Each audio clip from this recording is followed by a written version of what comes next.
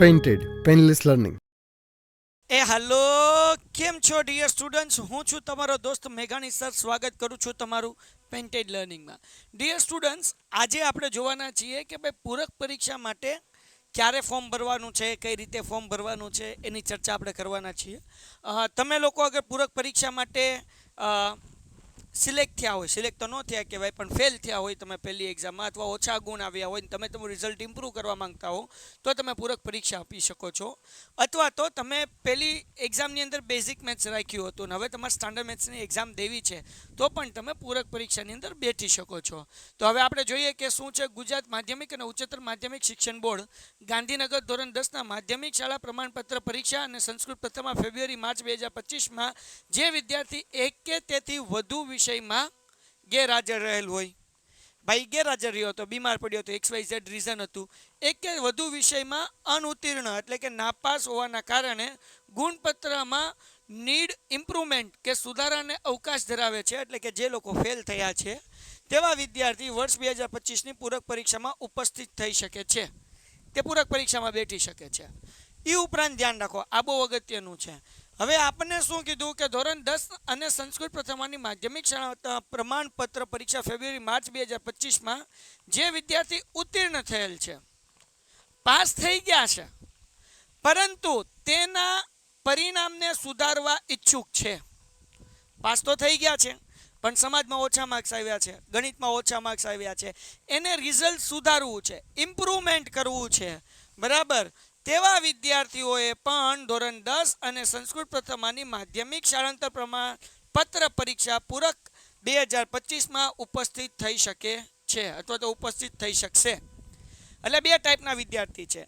એક કે જે લોકો ફેલ થયા હતા એ લોકોને એક્ઝામ દેવી છે. નંબર 2 કે જે બેઝિક મેથ્સ રાખ્યું હતું ને હવે સ્ટાન્ડર્ડ મેથ્સ રાખીને એને એક્ઝામ દેવી છે. અને નંબર 3 કે જે પોતાના પરિણામથી સંતોષ નથી, જેને પોતાનું રિઝલ્ટ હજી ઇમ્પ્રૂવ કરવું છે, સારું લાવવું છે, પાસ થઈ ગયા છે પણ ફરીથી એક્ઝામ આપી છે, એ લોકો પણ એક્ઝામ આપી શકશે.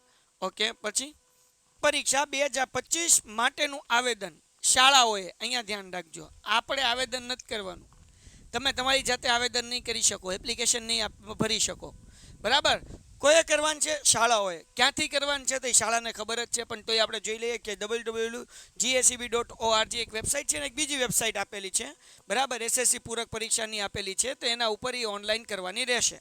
અને તમારી ફી પણ તમારે ઓનલાઈન ભરવાની રહેશે, એટલે શાળા તમારી ભરી દેશે, બરાબર. આવેદન કરવાની પ્રક્રિયા તથા ફી ભરવાની પ્રક્રિયા શાળા દ્વારા ફક્ત ઓનલાઈન માધ્યમથી જ કરવાની રહેશે. આવેદન એટલે અરજી, એટલે કે એપ્લિકેશન પણ ઓનલાઈન, એની ફી પણ ઓનલાઈન ભરવાની રહેશે. આવેદનપત્ર રૂબરૂ કે ટપાલ દ્વારા સ્વીકારવાની પદ્ધતિ અમલમાં નથી. તમે રૂબરૂ જઈને કે પછી ટપાલ લખીને તમે ફોર્મ ભરી શકશો નહીં. ટૂંકમાં ફિઝિકલ કાંઈ નથી, બધું ઓનલાઈન છે, ડિજિટલ છે. પૂરક પરીક્ષા માટેનું આવેદન 13/5/2025ના રોજ સાંજે 17 કલાક એટલે કે 5 વાગ્યાથી, ક્યાંથી 13 તારીખથી 20 તારીખ સુધી તમે સાંજે 5 વાગ્યા સુધી ફોર્મ ભરી શકશો. એટલે તમારા લોકોને વેઇટ નથી કરવાનું કે આપણે 18 તારીખે જાશું, 19 તારીખે જાશું, નહીં. આજે જ જી આવો. અથવા તો આજે સાંજે તમે રાત્રે વિડીયો જોતા હોય તો કાલ સવારે ઊભા થઈને પહેલું કામ એ કરો કે તમે ફોર્મ ભરી લો, બરાબર. એક્ઝામ ક્યારે આવશે તો કે 16 જૂનથી 26 જૂનની વચ્ચે એની એક્ઝામ હશે. હવે આના માટે ખાસ નોંધ છે. હવે આ નોંધ શું કહેવા માંગે છે કે ભાઈ જે વિદ્યાર્થી સ્ટાન્ડર્ડ મેથ્સ રાખ્યું એની ફેલ થયા હોય, હવે એને એમ થાય કે આપણે સ્ટાન્ડર્ડ મેથ્સ નથી રાખવું, આપણે બેઝિક મેથ્સ રાખવું છે, તો એ વિષય ચેન્જ કરી શકશે. સ્ટાન્ડર્ડ મેથ્સ રાખ્યું હતું, ફેલ થયા, તો હવે બેઝિક મેથ્સ એક્ઝામ દઈ શકે છે, અને સ્ટાન્ડર્ડ મેથ્સની પૂરક પરીક્ષા દેવાની જરૂર નથી, બેઝિક મેથ્સની એક્ઝામ દઈ શકે છે. ઓકે. બીજી નોંધ શું કહેવા માંગે છે ભાઈ, તો કે બીજી નોંધ એવું કહેવા માંગે છે કે તમે બેઝિક મેથ્સની એક્ઝામ દીધી હોય અને તમારે સ્ટાન્ડર્ડ મેથ્સની એક્ઝામ દેવી છે તો એ પણ તમે દઈ શકશો.